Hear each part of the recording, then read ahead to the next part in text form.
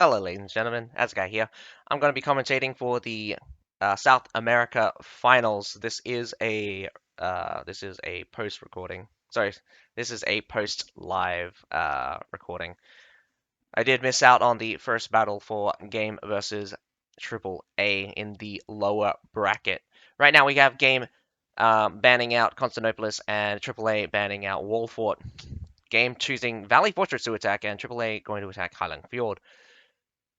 So just for clarification, so uh, I missed out on the first match between Game versus AAA. So we're just watching the Valley Fortress one. The rest of the video should be my live uh, my live a recording of the live stream at the time. So right now I just have the video going, so we should head on to the battle any second now. Valley Fortress. Game attacking.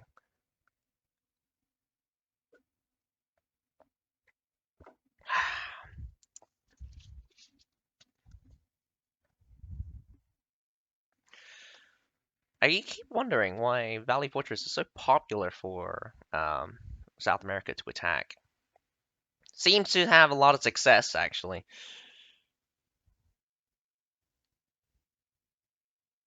Compared to the Asia Pacific one, Valley Fortress, like Asia Pacific, only one time Valley Fortress, the attackers won on Valley Fortress. Every other time, I think there was like 4 times Valley Fortress was chosen, and 3 out of the 4 times the defenders lost, and it was a pretty convincing loss. Like they couldn't do anything.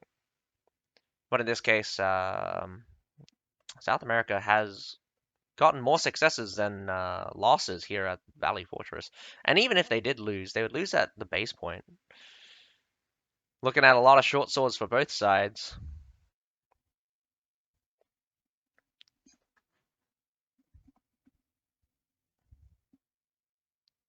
Metallitor coming out for the defenders, 2 of them in fact, early on. Wonder if they're going to do a forward defense. We have seen South America have tried to defend the A and the B point before.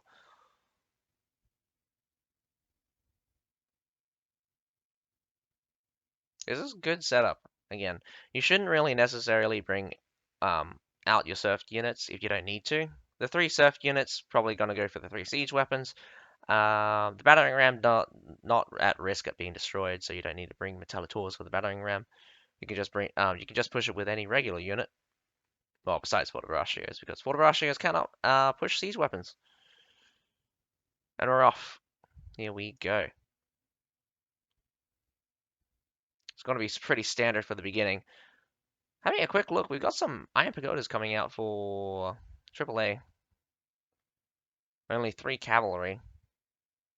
Quite a few Winged Hussars coming out for GameOffice. 4 Winged Hussars, in fact. But we have an avant-garde and a Metallitor available as well in their arsenal. It will probably be very important for the avant-gardes for the front line, and probably the Metallitor can provide long-range support. But being on the attacking side, it might be a bit awkward. You can position Metallitors, some kind. You can position the Metallitor on the left-hand side here, and it'll shoot directly towards A. So that's normally why defenders normally don't defer out, don't try to hold A, because you'll just get shot. And even then, I mean, like they could just also just walk up and just shoot you as well. So unless you have your Metallitors ready to fire back, it's a hard ask to have units just soak up the fire. That's the only way to see it. Couple of culverins being built here on the left-hand side. AAA doesn't want this siege tower to go up. It does go down, very surprisingly. Sacrificing 2 siege weapons to bring it down. 3 siege weapons, in fact, to bring it down. Someone with the culverins very good at shooting them out, though. Right-hand side siege tower does get up. Nothing's happening for now. Oh, God, I keep forgetting. the natural unit deficit is about 170, about 161 unit deficit. Units could have died in the meantime, although I didn't notice if they did. So I'm gonna say it's around about 160. So the unit deficit's probably around about 3 units. I mean 5 units. So this could be very important. Massive retreat towards the sea point. Classic for what we see from Asia Pacific. AAA deciding to do the massive retreat. Wonder if GameOffice can catch anyone. This is the important thing, is because the retreat comes in late. So I think the tail end here, yep, GameOffice trying to catch some Imperial Pikes, but it didn't work out.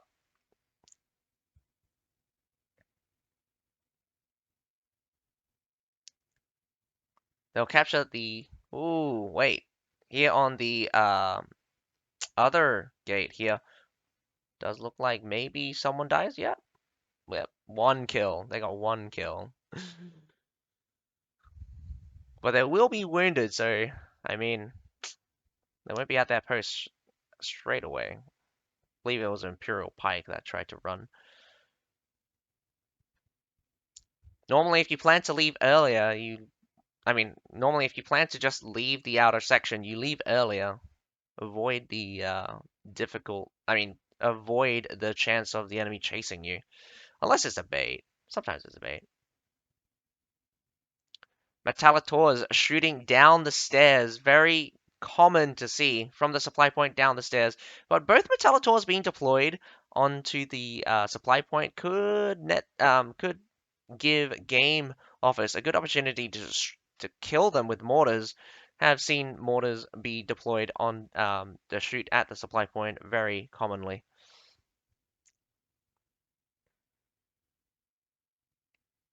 Suppressing the ladder so far. Unfortunately, the left side stairs is quite not defended very well. Game Office probably spots it. I'm looking at a lot of switch over to that side. Game Office is pushing up. We're just going to be watching the mortaring for a little bit. Well, I hope for a little bit.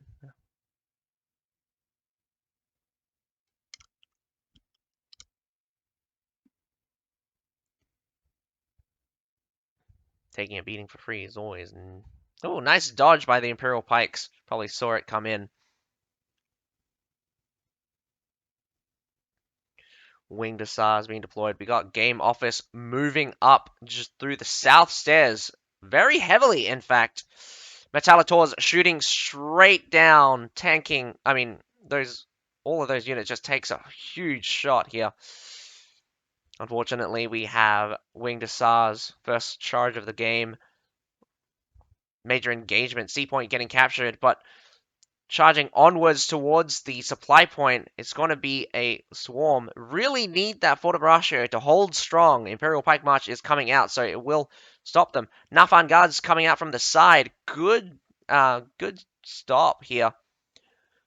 Oh, but we got a Treb on the stairs. They push forward and down. These Forte here on the stairs will not hold for very long. A counter push out from AAA. Counter-firing, in fact. There's Metallators at the bottom of the stairs shooting upwards. Loyal guards do secure the stairs. Iron Pagodas actually rush down. More Trebs. They're just trebbing like crazy. Unit deficit has been, normally just shrinking. Unit deficit is shrinking. Right now, only around about 40 units up. Didn't even capture the C point, so well done, AAA. We'll probably need to dodge this Treb. Trebs are coming in. Oof, the Imperial Pikes are going to take it very heavily. 60 units died. That's unfortunate. We'll really need to reestablish the defense here. AAA doesn't have much time, but they will have time because I don't think Game Office is going to force the fight here. it would be unwise of GameOffice to force the fight. Although they may be able to get C in the meantime, they will probably lose a lot. Because one thing that's important is that in order to take the C point, you need mass and momentum. Once you have momentum, you can crush anything that the defenders try to throw at you. But if the defenders can stop the momentum, you probably lose out a lot. Sacrifices a horse to stop the Alphabet charge. Very strange. Alphabet charges normally don't not very effective against the shield units. Loyal guards split up very awkwardly, but some reason they're kind of very awkwardly. That loyal guard split between two sides. Going to be very unfortunate for that guy. Imperial Pike March on either side, going on strong. We have pushes towards the C point. TripleA is going to be a little bit late for the reaction. The primary defense just gets collapsed on. Unit deficit is increasing as we speak. Only a short sword holding back the line. Nafan guards. Massive Treb killing off the back line like... Oh, maybe it was just Iron Pagodas, but someone got hit. And it was hit hard. Close range Metallators. These Nafan guards nearly need to pull up. Oh, half in, half out. I don't think that Fortbraccio protected everyone. Massive losses on both sides, but the unit deficit is coming back for the defenders. Defenders are, I mean, the unit deficit is increasing, almost hitting 200 just a second. Ooh, just 170 now. These units really need to go into attack mode. If you're dead and you leave your units, put it in attack mode. It's better than just letting them die. Wow, GameOffice is just rushing straight towards the base point. TripleA having no chance to reestablish a defense. They'll need to try to push GameOffice with sheer force, with no chance of fortifying the base point. It will come down to whether or not they can dislodge GameOffice out of here. Charging straight in with some Expedition Knights. Expedition Knights doing good job here. Royal Janissaries being gotten taken down. Do like to see them around. Unfortunately, I didn't get to see them fight for very long. More. Oof. Something hit them. Looks like something exploded. Two Alphabet charges just straight in. Here comes the Metallators. Metallators smacks the Loyal Guards into pieces. That Loyal Guard is basically dead. Imperial Pikes at the back, slowly pushing, this wave of units surrounding surrounding this Imperial Pike. Unfortunately, the heroes are dying one by one. The unit deficit is ever so the unit deficit is shrinking. Only 70 kills now, up down from 100. The fire pots are still available. Those muskets needs to take that out, or at least someone climb the wall and destroy it. That's more harmful to you than it is for the defenders. Oh, come on. I mean, did my internet just cut out?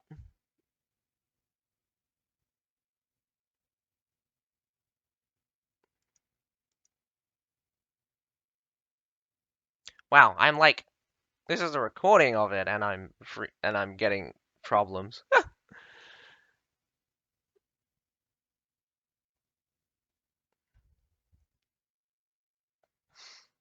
Looks like GameOffice is deploying all of the grape shots. TripleA also has some grape shots. Tertial's the only thing on the point right now, but a lot of heroes are nearby. So once GameOffice tries to make a push, definitely Pike Militia, where you going? Back onto the point. Yes, please. Iron Cap Swordsman trying to go around. Looks to aim for something in the back. Probably just heroes. Metallitor's still available for GameOffice. Triple A. Where are those Expedition Knights going? It's gonna be, oh my god, like, I just realized that it's 7 minutes, 15 seconds in order to take this base point.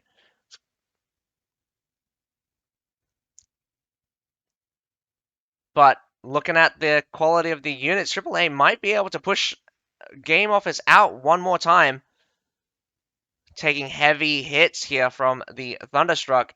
Reform the line. Unfortunately, Fortebraccio is reforming straight into their death, getting grape shot constantly.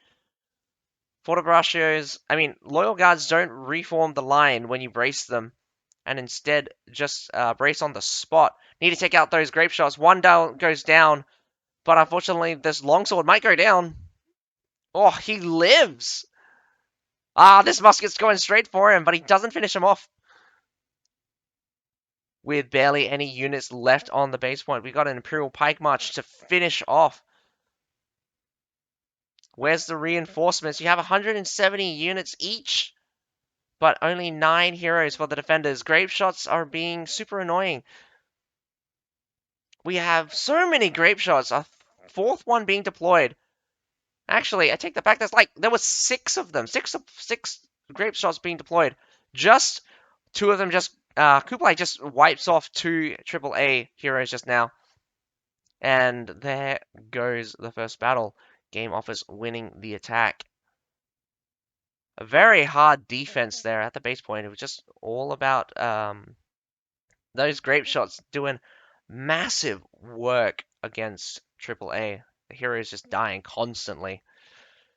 But I believe, yeah, I have seen the other battles, but I won't spoil it for you.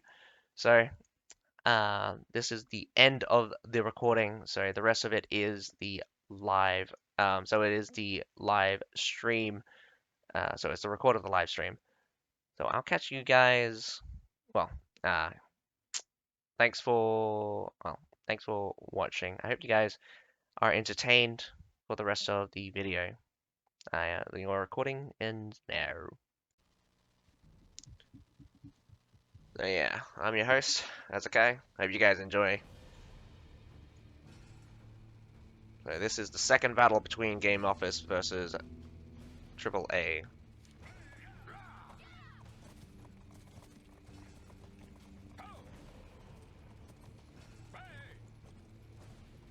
Oh, wait. I made a mistake before. So GameOffice apparently won the attack on Valley Fortress. AAA is going to need a win here in order to send it to the field battle.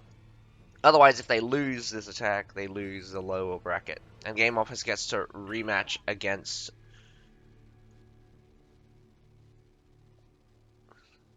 Grey Wardens in a best of 5. Although, we got a heavy rush towards the A point here. Not going to slow down, and they just busted it open with just the heroes. Taking shots from Metallitors. 2 sets of Metallitors are raining down on this A point here, but they are grabbing it. We've got some Nafan guards at the front, burning down the front line. 2 Nafan guards burning down 2 separate front lines, and they are winning, to say the least, but the Metallitors are definitely messing them up. I think that Treb might have been a bit premature. Again, ooh, going to the B point. Don't go to the B point. You don't need to go to the B point. No, what are you doing? You got A so easily. You can go to Harbor. Why are you being silly? Don't be silly. You were going off so well. Although taking heavy losses, though, I think we've seen over 100 units die from AAA. I didn't get to catch how much time these guys, how much units they had at the beginning. But definitely more than 100 units have died. From both either side, I think. Well, combined at least.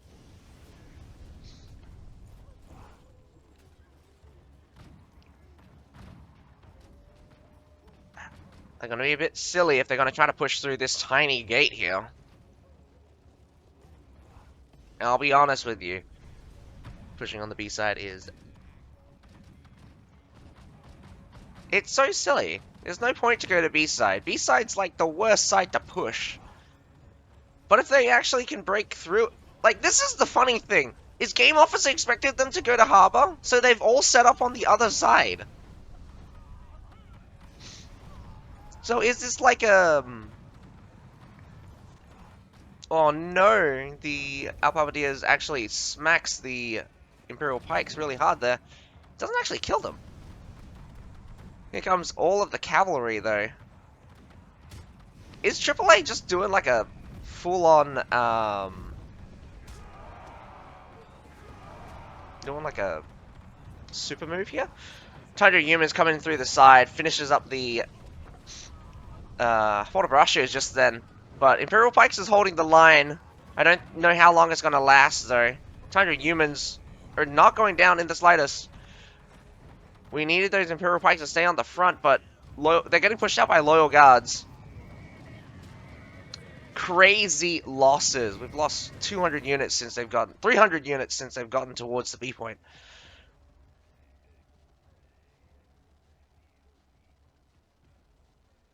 These Metallators definitely doing some work, although TripleA did take out one. And yeah, Black Templar. I don't understand it either. Like, if you get the A point, rush through to the harbor, you're in a better position. If you get the B point, you still have to go through the A point. The only reason you go... If you get the B point, grab the supply point, sure. But curving around to the C point is not normally the best idea. Mainly because, like, the progression of the match normally comes down to, if you get the B point, the enemy will still be holding that supply point. So you'll be relegated to getting the A point anyway. And you can see that this being an absolute problem. This is a tiny, tiny area, and you're just getting shot to pieces. Not to mention, you got this cliff on the left-hand side overwatching. Imperial Pikes are now marching forward, just suppressing down on these guys. These guys can't even push. Look how many kills are coming out.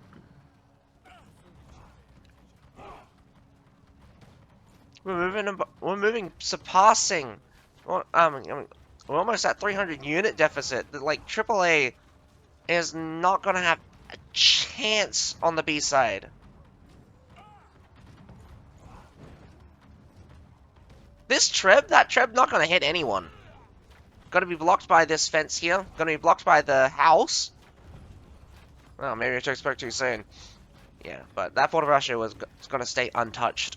And now we have Namcans overwatching this area.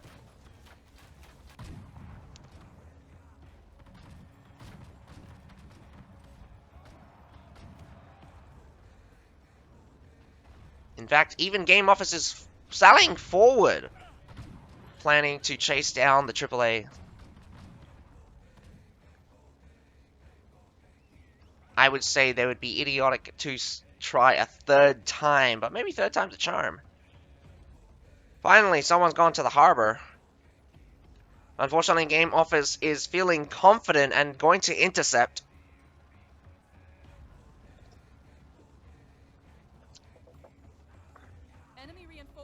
Cavalry versus cavalry, but absolutely getting their ass kicked here.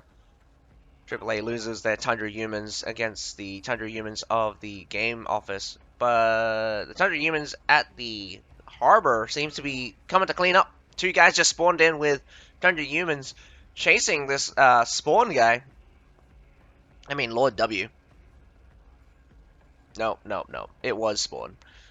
Sorry, that's all the names wrong.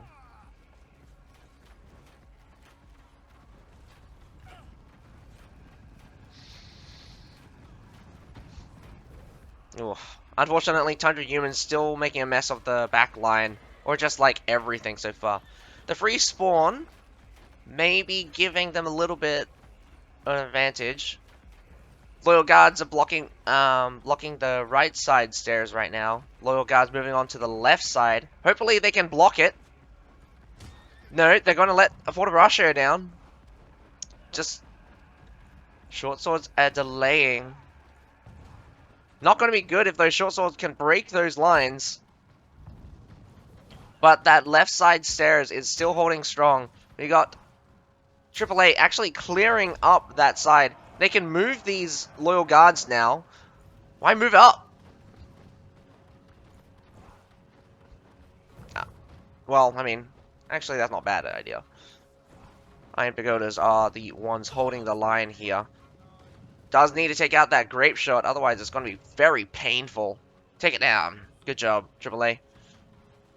More and more heroes are trying to pour towards the C point. Nicely done, AAA. Like, they gotten back the almost 300 unit deficit. And as GameOffice keeps throwing in more units towards the C point, like, they have to hold this C point for 3 minutes, by the way. It's hard once AAA got onto this point. The only problem now is that AAA needs reinforcements. This loyal guard needs to always be in formation, but the heroes are making it very difficult here. Our Palmadiers come up for reinforcements. Loyal guards in attack mode, surprisingly. Some more Al Palmadiers from either side. Tundra Humans cleans up a Metallolori squad. A charge incoming. It's completely surrounded. I don't think the lines are going to hold. Reinforcements is slow. 11 heroes down. I mean, only 11 heroes up for AAA. Nah, completely pushed off now. Only 2 heroes surviving. Only 1 hero surviving. Gonna get smacked down by the sheer swarm of GameOffice here. I'd cool my jets right now and not push. These winged assaults may be able to catch some retreating guys on the back, but it's mostly pike units, which I'm afraid is not going to be the easiest of targets to take down. Definitely a nice comeback of units, but here's the question. With a severe push by AAA, are they down, guys? They're about to be down another short sword. Getting chased like crazy.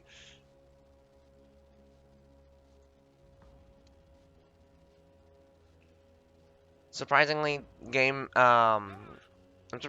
like, AAA did bring it back. I mean, the C point's very difficult to defend in a lot of cases, especially when you're not coordinated. GameOffice is just relying on strength right now. They're brute forcing most of the fights. 3 heroes here rush it for those Namcans, and all 3 of them will go down.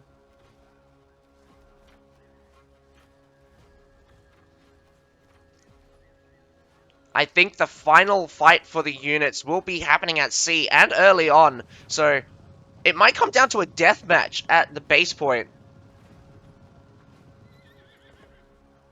Hard fighting. Unfortunately, our Palmadiers are rushing forward, not ignoring the back line. This is bad, because you're going to let units go for free. Winged Hussars swiping past, not a charge, but they do very well. Actually cleans up quite a few units. Oh my god. Grape shots being deployed like crazy. AAA goes down. They're losing more heroes than GameOffice right now.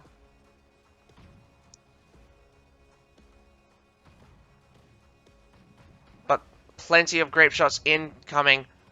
Unfortunately, the grape shots are not in a great position. The stairs here will lead direct, going to get intercepted by the GameOffice heroes. You built the grape shots, but you don't have an opportunity to shoot anyone. Down goes Vilno. All other grape shots now have been destroyed. It's just going to be deathmatching here at the top. A minute to go as well. It's a question of whether or not GameOffice can hold with the heroes, or whether or not TripleA can slaughter them. Just got to finish up the last remaining Al Palmadiers.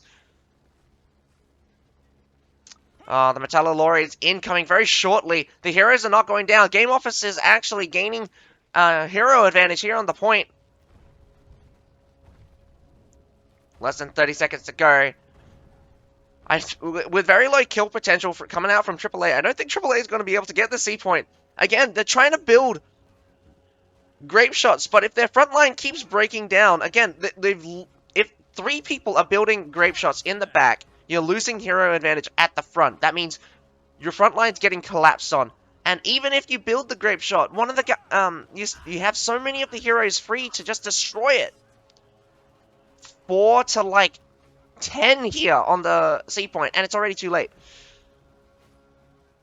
GameOffice takes the defense. They did win their attack, apparently. So it's going to be a rematch of GameOffice versus Grey Wardens in the finals.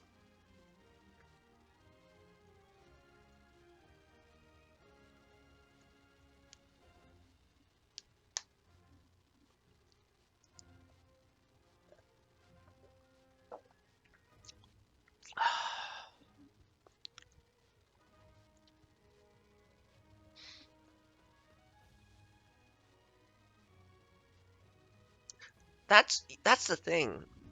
I think if TripleA didn't go for the B point and just went straight for the harbor, they could have actually won it. They didn't have to waste like 300 units for that B point. I mean, for the left side push. They didn't. It was so yeah. It was too costly. Going to B was way too costly.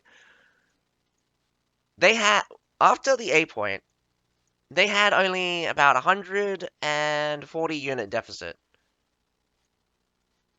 But they went to B, then they tried to push to C through the B side. They were down to 550 guys. The enemy were down to like 900, 800-ish. That's a huge loss. Almost twice the amount of units twice the amount of unit loss compared to the defenders. That's a 2-to-1 ratio trying to push through the left-hand side. That's how bad trying to push through the left-hand side is.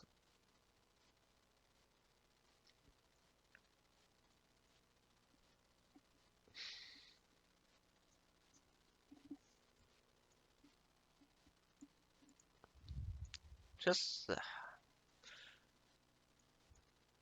maybe just a little bit more. I don't know. South America's got some crazy strategy sometimes, or maybe they're just crazy. I think they're crazy. Not always the greatest, are they? Well, I mean, I watch all of the tournament, and you can just tell every time someone's on Heilong Fjord, never touch the B. Like they don't even bother touching the B point because there's no point ever touching the B point. The only reason you touch the B point is that the defenders let you. And even in some cases, like even if you take the A point, they can still defend the B point and the C point.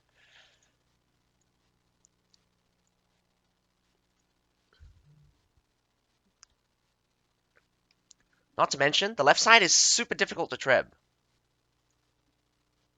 Your trebs have no advantage there, and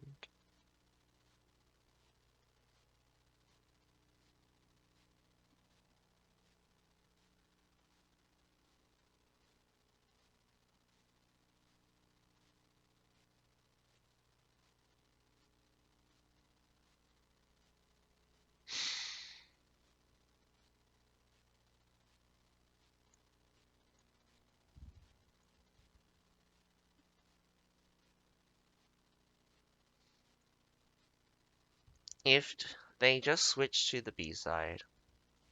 Well, I mean, not enough to talk about ifs. Definitely the strategy there for AAA was insufficient, but we'll get to see the battle between Grey Wardens versus GameOffice rematch, in fact, in the finals here. It's a best of 5, so we'll get to see the special Heilong Fjord match for the first 2 matches. Do remember, folks, that Grey Wardens, as winners of the upper bracket, will get a free win here, which is very strange. Even though it's a best of 5 and it's designed to have a 5th match, it's actually mathematically impossible to get to the fifth match. Literally, it's mathematically impossible to get to the fifth match because Grey Wa- Grey Wardens are up one by default, and Grey Wardens just need to. So even if game wins three, even if game picks off two, well, sorry, if if game picks off two, because in order to win, you need to get to three. First, it's basically first to three, and so you got if GameOffice gets the first two matches,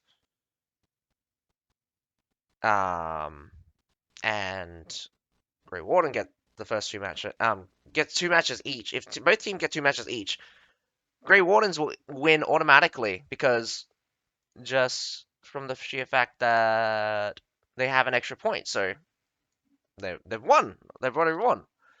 So it's actually like literally impossible to get to the fifth match. I'm gonna hurt myself trying to explain things that are very simple. It's literally it's just because Grey Wardens have an extra hasn't that extra point where they're just going to be like, "I, you're never gonna get the fifth match. You're never gonna get the fifth match," and it's just weird. It's always just weird. But then again, I understand that you need to kind of have some advantage for being the winners, being undefeated in the tournament. I think they should have just let them fight it off for the championship instead of giving that free point. But maybe this also cuts down on streaming time, because especially if like Crusaders' case where they were extremely dominant, they only need to win two matches in order to secure their victory.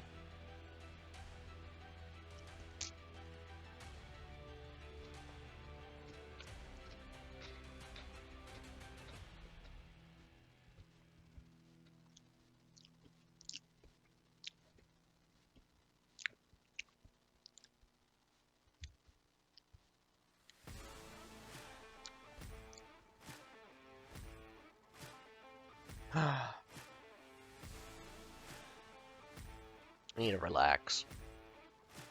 I'm actually just so mad watching TripleA lose their attack only because they were being silly and going through the left side of Heilong Fjord.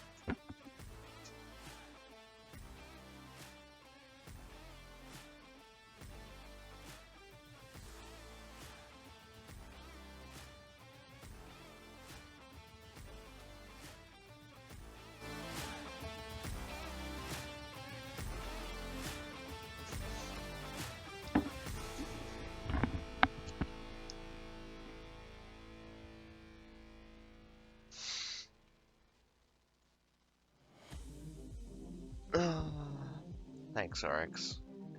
I need to not hurt myself, but I'm going to at this rate. My mind is just not working properly. It's too early. It's way too early for me. I missed the first, like, honestly, I missed the first match between GameOffice and TripleA. I don't even know what happens, so I'm gonna have to watch that later.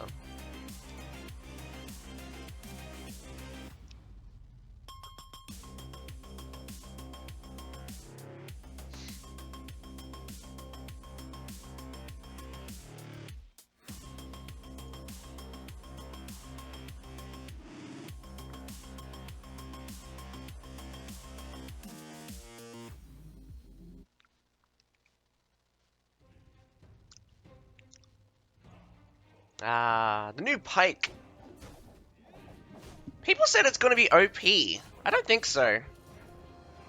There's definitely gonna be some abuses.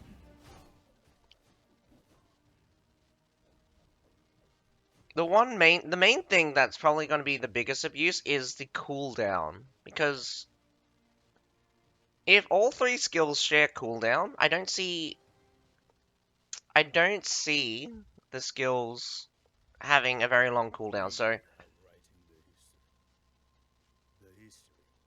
it can't. Okay, so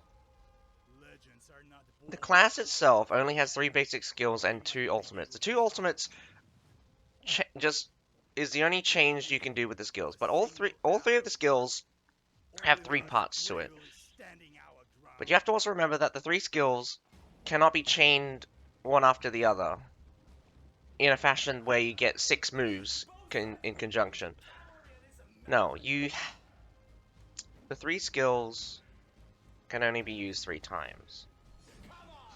So you can combo them 3 times. So if the cooldown was long, there's going to be massive downtimes between each of your combos, and your combos are only 3 moves long.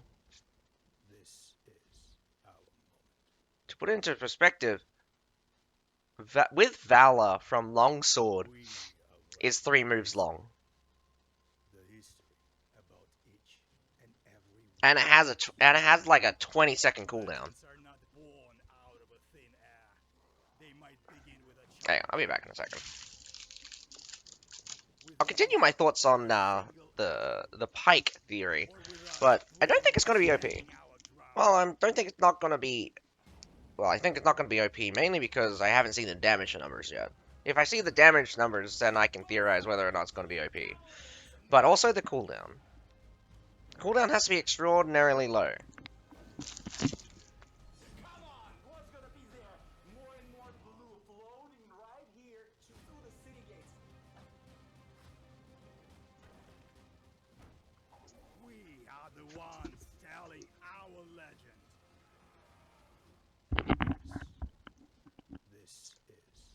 Yeah, there's a few.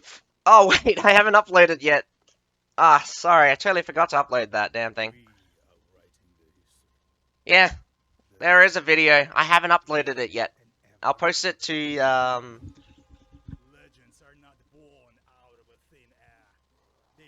don't know. I'll post it to social later. I'll ask Fyro, where I should place it as a record.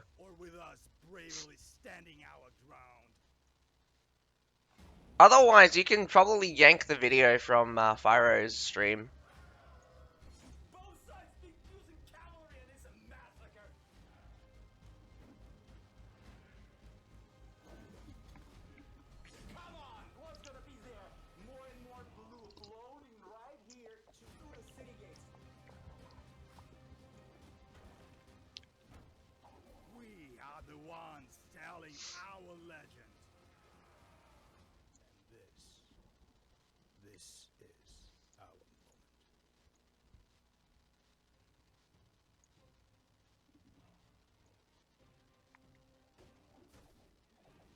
Also, I don't believe there's invincibility frames because it doesn't seem. There's no proof that there's invincibility frames. Until I see proof there's invincibility frames, I don't believe that this class has invincibility frames so far.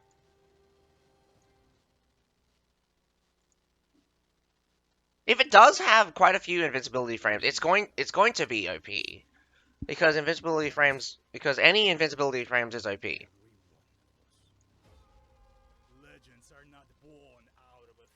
But I think the whole point about this class is dictating when you're far away and when you're close, because you've got one skill which creates distance, one skill that decreases distance. So I mean, like, these two skills comboed together. So like,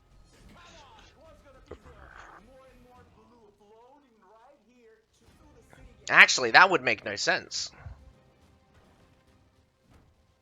We are the ones telling our legend. And this is our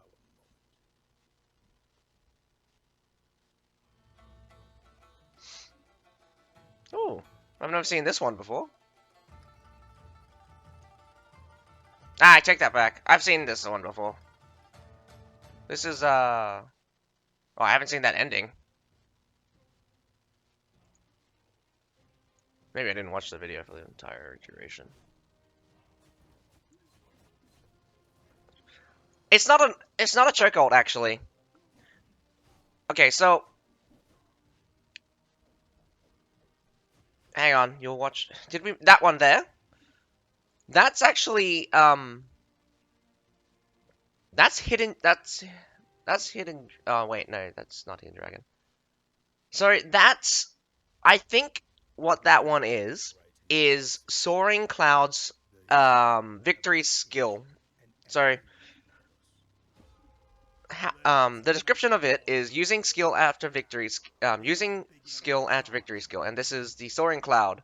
Stab forward, and if you pierce an enemy, lift them up and throw them away. So, what I think it does is that the stab forward either. So, if the stab forward is guaranteed, it's a choke. If it's not, I think it might be rollable. That's the thing. I think it's only a sweep.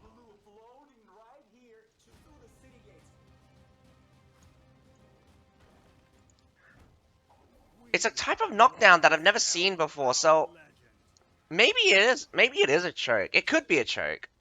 I wouldn't be surprised if it's a choke, actually. It's a very short one.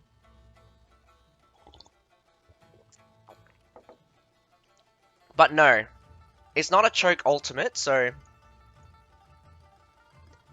it doesn't look like a choke ultimate.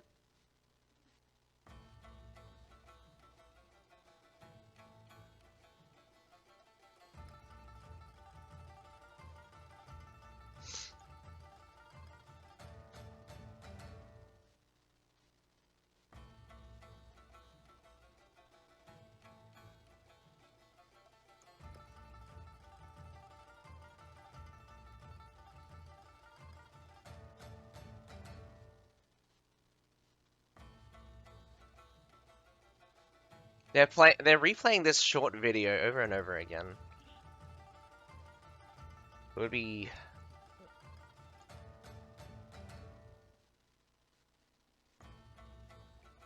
I'm looking at it again, and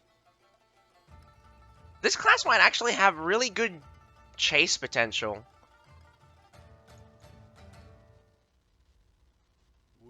Charge again. Like, you got an 8-meter chase here. You can chase for 8 meters. And this costs no stamina, by the way. They might begin with a charge. With the losing of a single arrow. Hidden Dragon, I mean. Hidden Dragon, press once, charge 3 meters, stop upon contacting with an enemy. Press twice, charge another 5 meters, stop upon contacting an enemy. And then 3 times perform 3 swift jabs, and then thrust forward with a spear. Now, what's important here is that it only says the final strike deals double damage and sends enemy units flying. I think that also includes the hero, because we've seen the ultimate hit before. I mean, we've seen this in the trailer. It does send heroes flying as well. But what's important, I think, is that the 3 jabs only seem to cause daze. The 3 jab only seem to cause daze. So, if that's rollable, it's and not guaranteed, I think this class main damage ability is going to be pretty weak. It may be weak.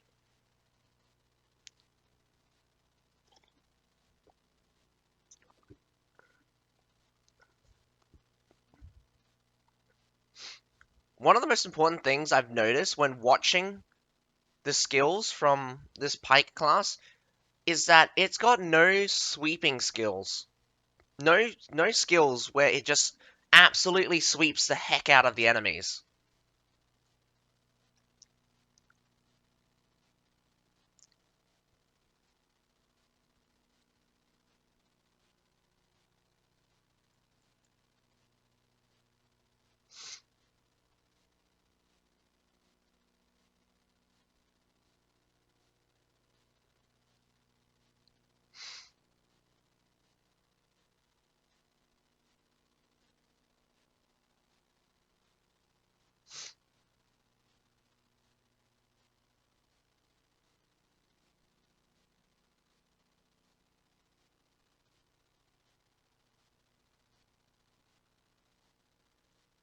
Except this one skill. Well, I mean, this is the thing. Like, you've got access to like ultimate skills, which are kind of cool.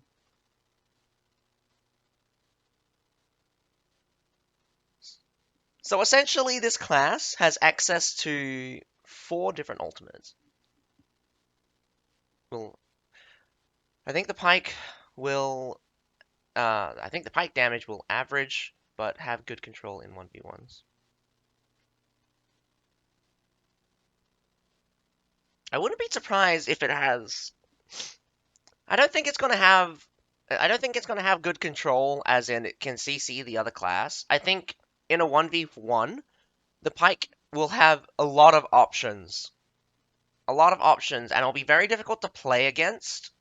Mainly because I think how it's designed is that it's got an answer to the kinds of playstyle to nearly every class. Because hidden dragon is a chase type skill. Wandering dragon is a again CC avoidance skill. But what's important here is that it doesn't remove it says stun effects, but at the present time choke and throw are still superior types of CC. So if if the pike class is going to be the first class that can recover from a throw, that's going to be massive. Um, Soaring Cloud it seems super generic. Soaring Cloud's got to have a ton of damage or something, because all it does is that press once, perform a leaping strike, knock back any enemy's hit. Okay, so it does a knockback. Leap and strike your spear in a downwards arc, knocking back any enemy's hit. Okay, so Soaring Cloud, your CC skill, is your upfront CC, and by the looks of it, it's almost chainable, because unfortunately it's a knockback. Knockbacks is a daze type CC where you can actually roll out of it.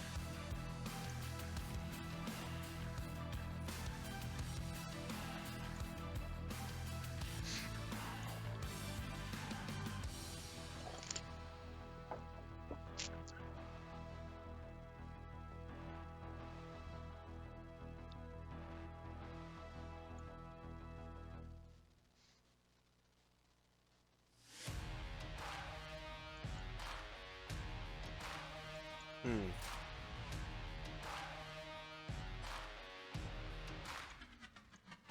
I mean, you could just continuously press Soaring Cloud, and no one can touch you for the three hit. Like, no one could get close to you because you keep knocking them back. And if the cooldown is as short as what I've been shown, that's going to be actually asinine, because like you'll never be able to get close to the guy. You would just get knocked away, knocked away, knocked away. And if you do get close, he can just he just runs away 5 meters. Runs away 5 meters, come back at you 5 meters, and then just hits you again with. Okay. Okay, maybe I'm underestimating Soaring Cloud. I'm definitely underestimating Soaring Cloud. Soaring Cloud actually got some pretty good finisher potential there. Hopefully we get to see the battle start soon. Wondering if we're just waiting on Grey Wardens to make time. Would be unfortunate if they can't make the first battle. Well, I mean, we have to wait longer, that is.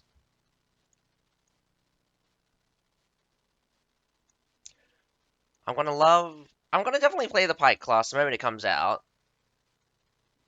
but I'm not gonna buy it. So I'm going to try to unlock it as fast as I can.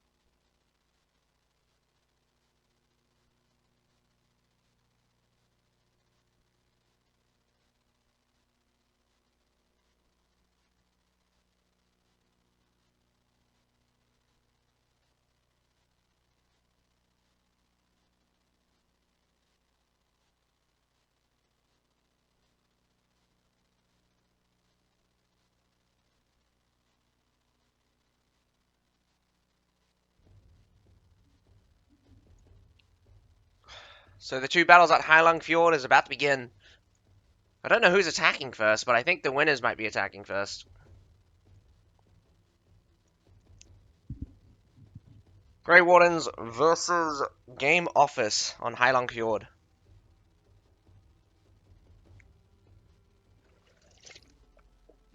I'm more awake now. Let's hope this is an exciting match. I was right. Grey Wardens are attacking first. Strangely enough, a 5-10 split. So 5 guys at the B point and 10 guys here at the A point. The strangest thing here, if you don't select where you spawn, you naturally spawn on the B point, which is naturally disadvantageous for attackers. Like, it's harder to push through the B point.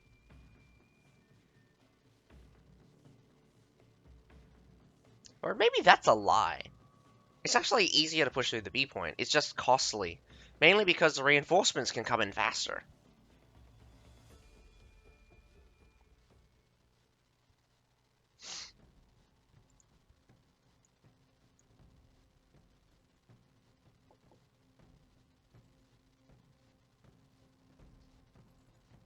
I didn't check out what kind of troops they were going with, but good, we'll have another look in a second. Ugh.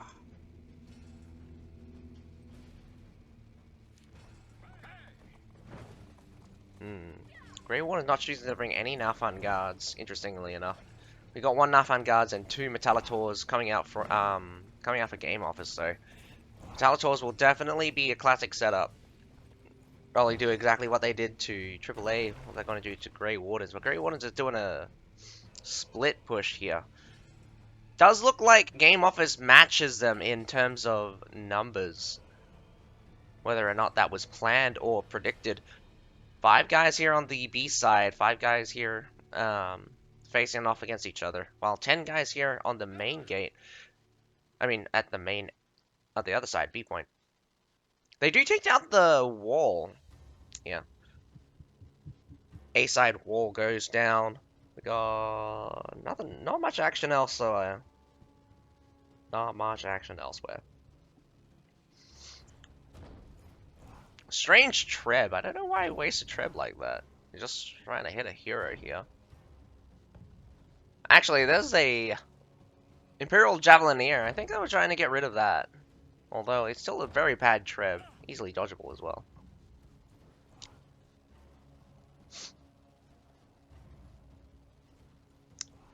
GameOffice has access to the Metallators, so even if they were trying to put the siege weapons in a forward position, it wouldn't work very well. So the Trebs here are probably distanced just far enough from the fences that it's going to be impossible to hit the units right behind the fences. Classically, there's actually not a huge stack, though. We do have some Tertials on this side and some Metallators, just going to wait it out. Again, a lot of the Trebs are going to miss.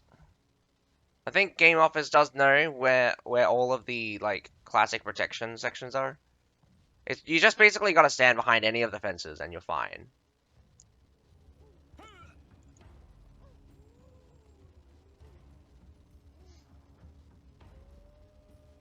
Except when you get closer to the bridge. If you're on the bridge, you're completely exposed. If you're at the front part of the bridge, I don't know. Sometimes the hits in the center. Otherwise, if you're too close to the fence, you'll still get hit. First blood goes to Grey Wardens. I don't know where he died though.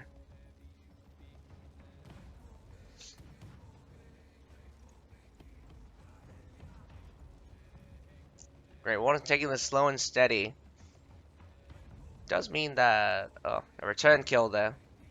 Does mean that not very many units have died, and I'm checking out the unit deficit at just now. Around about 70. We've seen this get suppressed. We've seen the wall break get suppressed before. But Berserkers are pushing through. Why didn't they just let the Berserkers fight? Oh, no, that's because they're not being controlled. I see what's happening. Oh, that short sword made a mistake! Too bad they can't catch him. Grey Warden now pushing forward through the main gate at C. I guess they wanted the Metallators to expose themselves, but massive hit here. Expedition Knights should have went to the other side one, or at least someone else should go to the other side one, because if they come through this section here, they're going to eat a loyal guard in the face here. 100 humans coming up, but it's going to be cut down. I think Forte here at the front side did catch them. The push is not going very well, but the kills are actually going in the favor of Grey Warden. Is normally this next section where it's going to be extremely costly as you run out of steam for the main part. The Forte move off to attack the shield line while leaving the Tundra humans to the exposing the right hand side.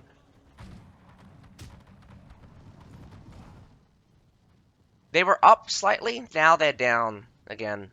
And now they're down even further than their natural.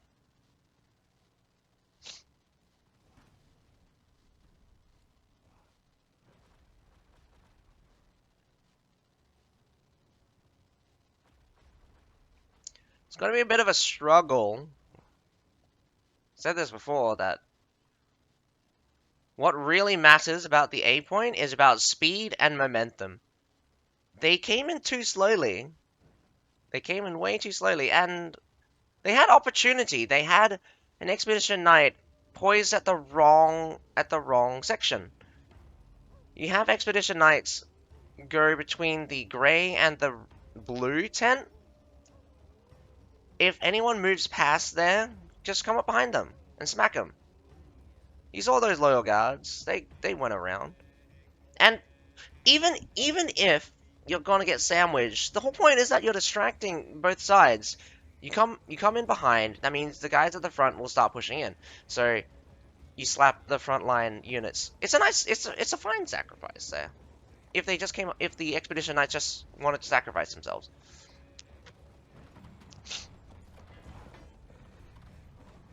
So here they're being smarter. They rush this line, but here comes some Winged Hussars. Winged Hussars coming in from the side will eat up this right-hand side. Again, the right-hand side not being secured properly. You had the Alpha Halberdiers, you had the Pike Militia come in. I think it's been a while since Grey Warden had a good fight. Well, I say that, but they fought just yesterday. Drastically different in performance right now. But I think this might just come down to both teams being good at defending. Not very good at attacking. Here, just a rush of cavalry. Tundra humans going at it. Even, like, again, these control of the Trebs, very awful, because you're gonna get so much friendly fire here. 2 sets of Metallators raining down like crazy. Mostly gonna miss a lot, but every hit they do, every time they do hit, it's gonna be painful. A point gets captured. More reinforcements. Winged Hussars actually make it onto the point. We got... Wow, surprisingly, GameOffice actually recovered there. They just need to kill off the heroes here, but it's being a struggle. These 2 short swords not dying. Musket goes down. Short sword goes down. Everyone goes down. Let's see if these guys are smart, at least. Go through the harbor. Go through the harbor. Don't split off. Please don't split off. If you split off, that's dumb. You already have a guy on the B side, and you captured the supply point. So you only need 1 person on that side. Everyone else go to harbor. No, they stopped. Why did they stop? Okay. I honestly think these teams are self-sabotaging themselves. You have 5 guys here at the B point, all standing on the point. In normal sieges, the capping of the point doesn't decrease with the number of heroes on it. Just 1 person. The time it takes to capture a point is the same as 1 person standing on it, and then it is 15 people standing on it. Now they're going through the stairs here, and I don't think it's going to be a smart idea. Once GameOffice spots this, okay, maybe GameOffice is being dumb.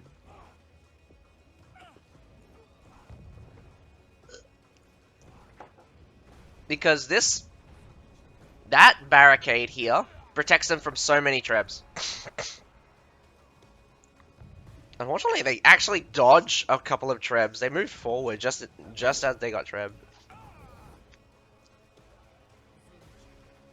Prefecture guards at the front. It will slice through the loyal guards, but it will take some time. See how easy it is just throwing in units here? And now they have Metallators that's just going to dominate.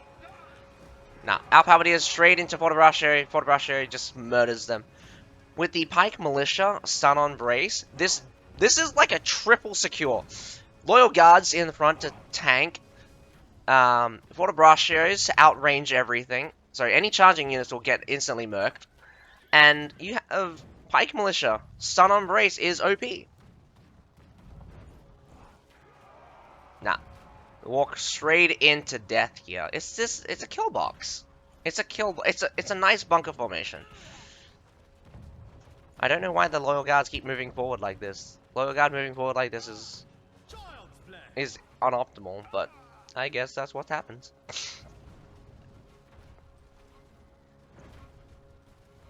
They're just gonna run out of time here, but it's like got 200 unit deficit for the attackers, so definitely the defenders can definitely win this with just throwing units at each other. In fact, we got some pike militia coming up behind. Are they gonna press down? Guess they want to secure their victory. Killing off the units is not a bad idea.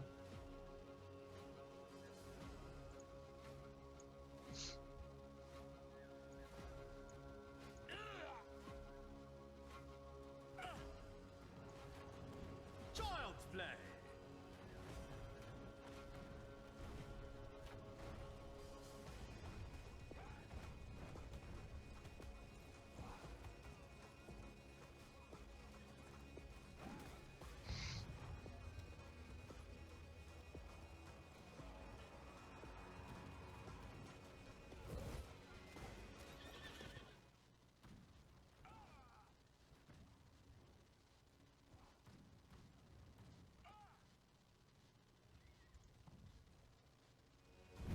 Child's play.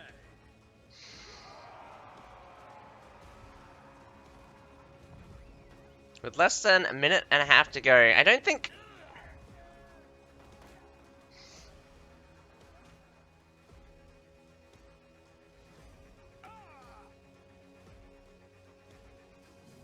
It's not going to be a stable push. Everything's just going to be a rush for the finish. They're just throwing units at each other now. And in this case, the defenders have absolute advantage.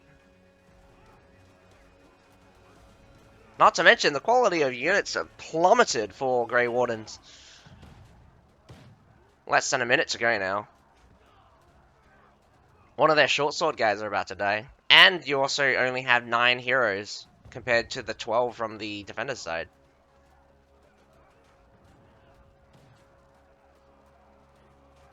Severe lack of coordination is at the finish here. Again, it's a strategy as well. Like, you didn't need to commit so many people to the B side, because there's no way the defenders would have gone, look at the B side, we can defend the B side, because they lost the supply point and they just lost the A point. You go through the harbor, you pick up this supply point, and then you attack. Then you clear off the guys reinforcing the C point, and you take the C point. Or you can take the harbor, get the supply point, go for the cliff on the you can go for the supply point on the cliff, move up towards the enemy base point, and then clear off all of the ranged unit up on the enemy base points and spawn kill them for a little bit. I mean, the spawn killing bit is a bit much. You just clear the base point early if you have time, but you never have time to do that.